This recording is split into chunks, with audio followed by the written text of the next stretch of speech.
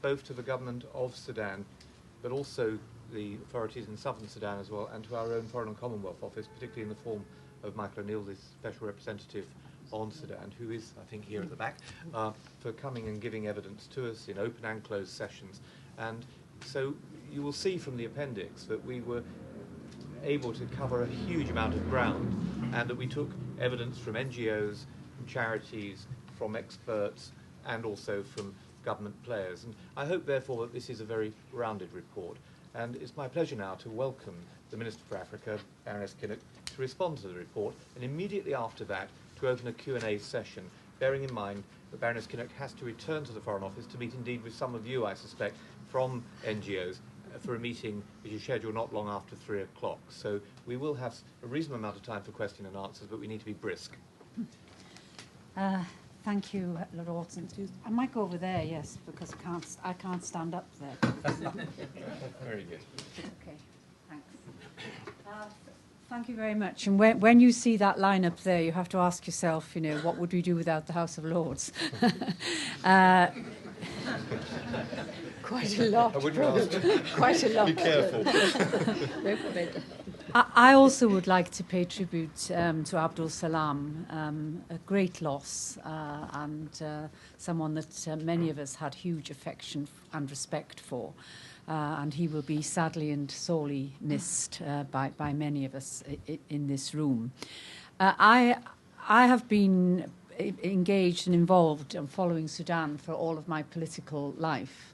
And I have been a few times to Juba, indeed met Garang in Juba in the past, and have been to Darfur, to the Nuba Mountains, or tried to get to the Nuba Mountains at one point, didn't quite make it. And it's a country I have great affection for, and indeed for the people of Sudan, who, frankly, after many years, generations of suffering, deserve better. And that's why I think that we do need, of course, to address the concerns that we have about what's happening and what the potential difficulties are. But we also need to say, I mean, I constantly say this, the choice in Sudan is you stand on the edge of an abyss, if you're from the north of Sudan or the south, and you either jump off or you step back. If you jump off, then the fear is another conflagration. Or if you step back, it's to build peace and security and stability. That's the choice. That's the clear choice that those with the power to affect the changes will have to make.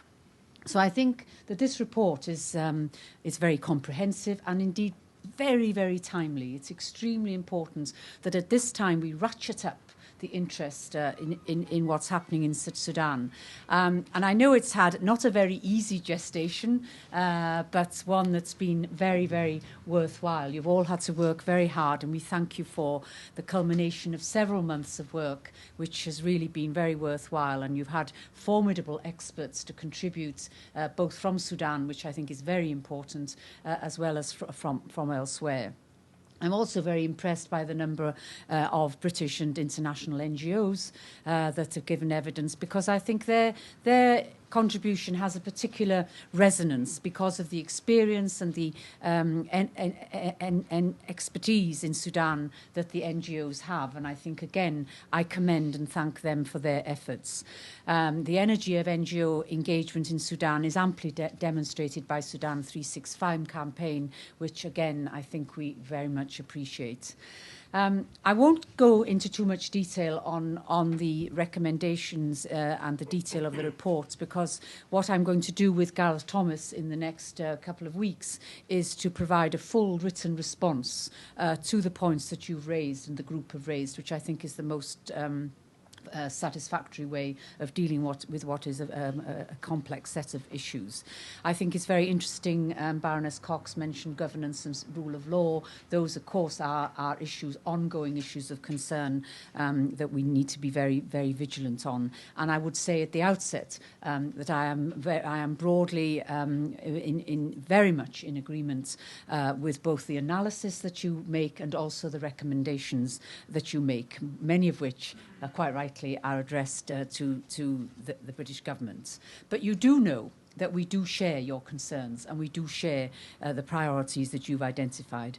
And indeed, we do need to work together so that we can reach that time when the suffering people of Sudan can feel that there is peace and hope and opportunity for themselves and their children and their families. I have been following myself the issues, again, which Baroness Cox raised in terms of the need for a peace dividend.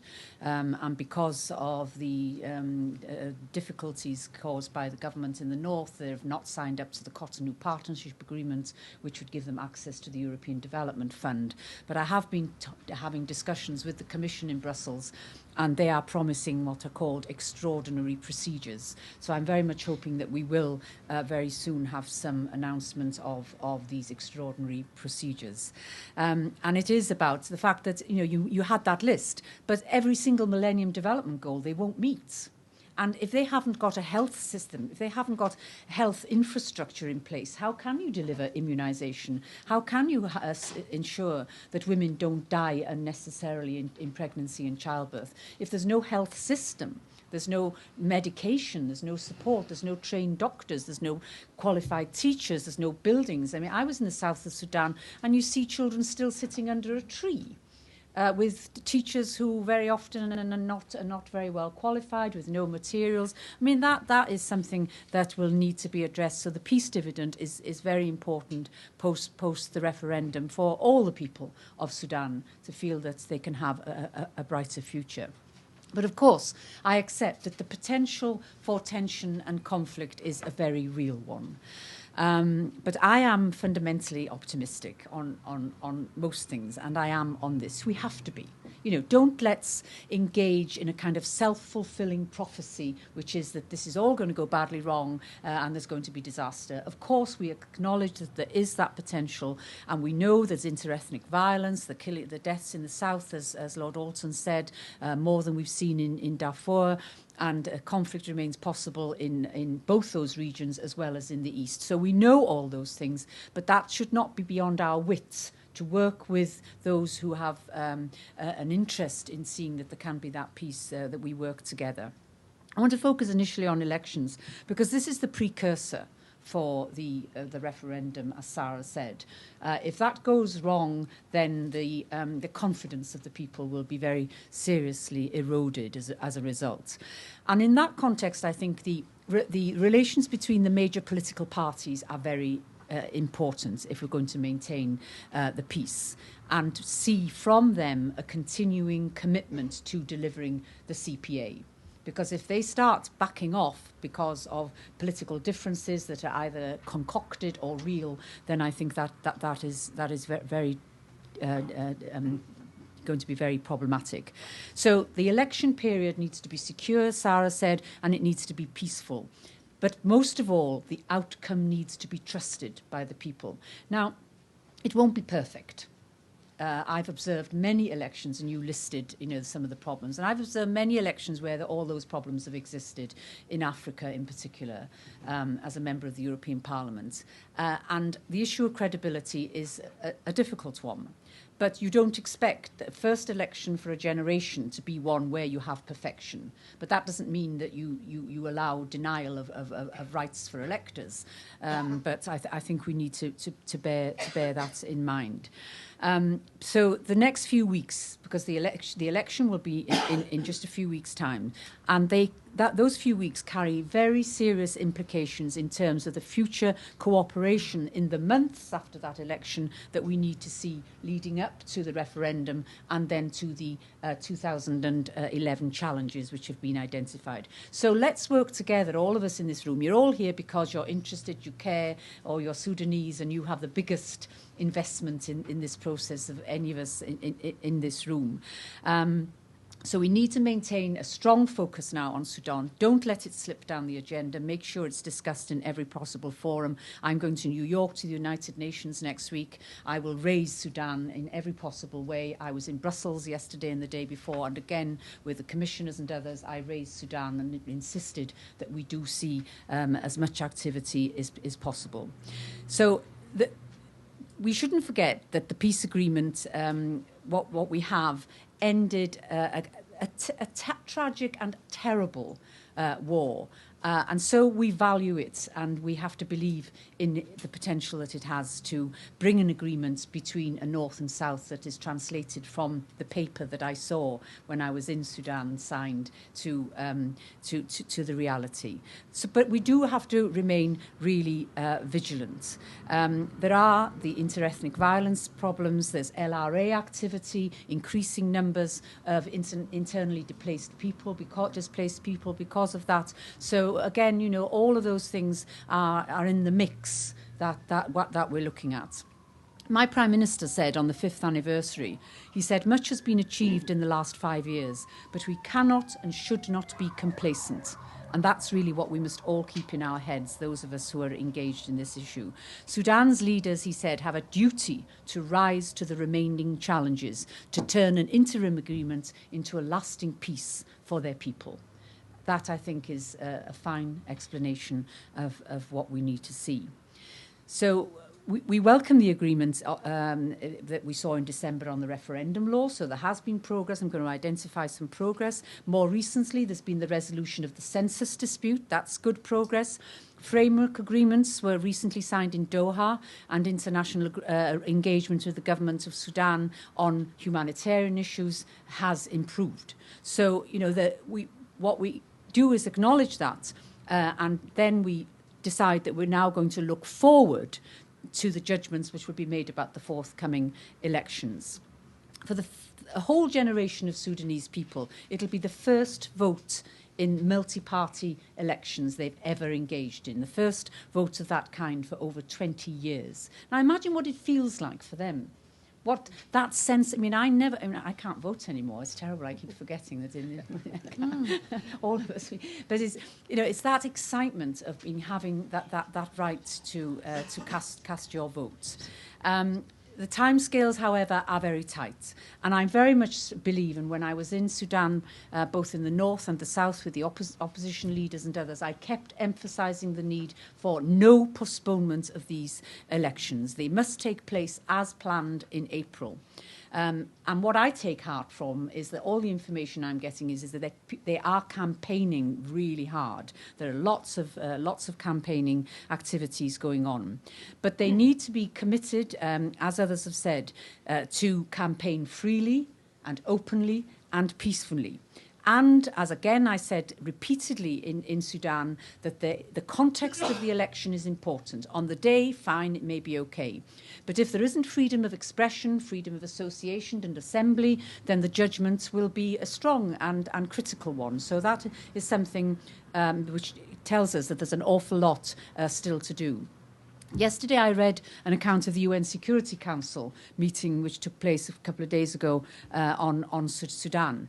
The UN said there needs to be security for the electoral process, well-equipped polling stations accessible to all Sudanese people, and there needs to be political freedom, political space.